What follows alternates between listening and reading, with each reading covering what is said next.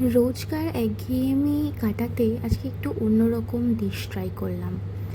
ভাবছিলাম যে প্রথমে কড়াতেই বানাই, তারপর মনে হলো যে না, একটু টাইমটা বাঁচানো যাক, তাই প্রেশার কুকারেই চেষ্টা করলাম। প্রথমে আমি কিছু সবজি কেটে নিলাম, যেমন রসুন, পেঁয়াজ, এদিকে বেবিকর্ন, গাজর আর একটুখানি বাঁধাকপি। একদম সাইজ করে নিয়েছি ছোট ছোট করে।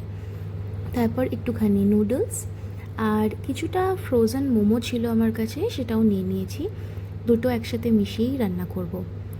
তো রান্না করতে প্রথমে একটুখানি সাদা তেল দিলাম প্রেশার কুকারে, নিয়ে ভালো করে তেলটা একটু গরম হতে দিলাম। দেখলাম তেলটা এক সাইডে হয়ে গেছে, তাই একটুখানি প্রেশার কুকারটাকে ভালো করে একটু ঘুরিয়ে নিলাম যাতে তেলটা পুরো জায়গাতে হয়ে যায়, সরিয়ে যায়। তারপরে একটু ওয়েট করলাম। যখন দেখলাম তেলটা থেকে অল্প অল্প করে ধোঁয়া বেরোচ্ছে, তখন সবার প্রথমে রসুন কুচিটা দিয়ে দিলাম, তারপরে দিলাম পেঁয়াজ কুচি। তো একসাথে তারপর ভালো করে নাড়াতে থাকলাম হাতা দিয়ে, যাতে ভালো করে ব্যাপারটা মিক্স হয়ে যায়, যাতে রসুনটা বেশি পুড়ে না যায় বা পেঁয়াজটা পুড়ে না যায়। তো ভালো করে একটুখানি খুন্তি দিয়ে এদিক ওদিক করে ভালো করে মিক্স করে দিলাম ব্যাপারটাকে।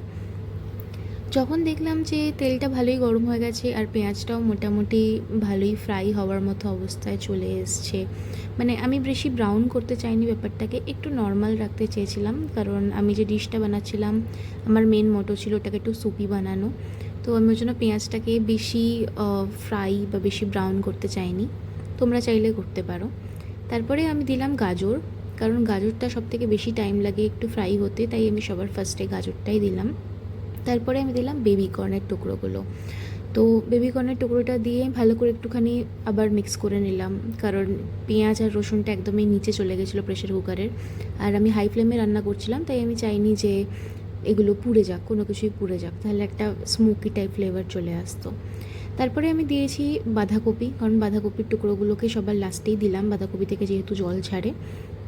বাঁধাকপিটা দেওয়ার পরে আবার সেই একই রকমভাবে ভালো করে খুন্তি দিয়ে পুরো মিক্স করে নিলাম জিনিসটাকে, যাতে ভালো মতো মিক্সও হয়ে যায়, ভাজাটাও ঠিকঠাক মতো হয়ে যায়। বেশি ফ্রাইও করতে চাইছিলাম না আমি, আর আমি চাইছিলাম যাতে ব্যাপারটা একটুখানি জাস্ট হালকা একটা ফ্রাইয়ের ব্যাপার থাক।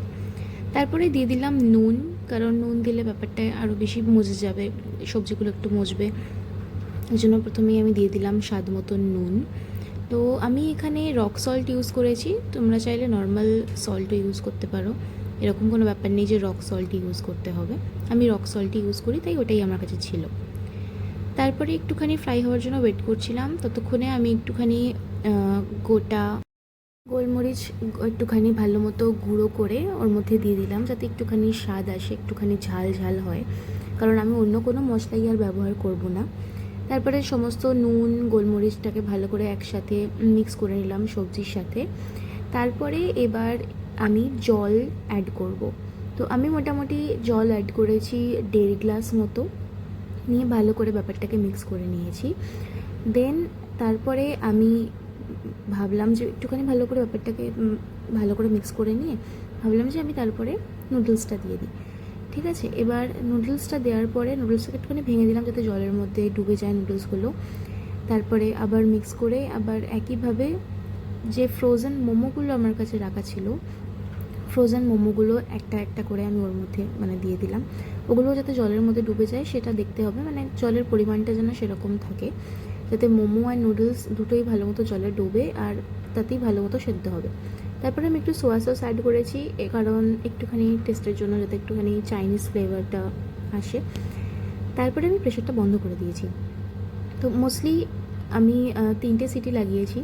রান্নাটা করার পরে আমি যেটা বুঝলাম 3টে সিটির দরকার নেই, আই থিঙ্ক 2টো সিটি এনাফ, কিন্তু যেহেতু আমি এটা প্রথমবার চেষ্টা করেছি তাই আমি 3টে সিটি দিয়েছিলাম। তারপরে আমি যখন প্রেশারটা খুললাম আমি দেখলাম নুডলসগুলো ভালোই সেদ্ধ হয়ে গেছে, সবজি ভালো সেদ্ধ হয়ে গেছে, সব ঠিক আছে। মোমোটা একটু গলে গেছিলো।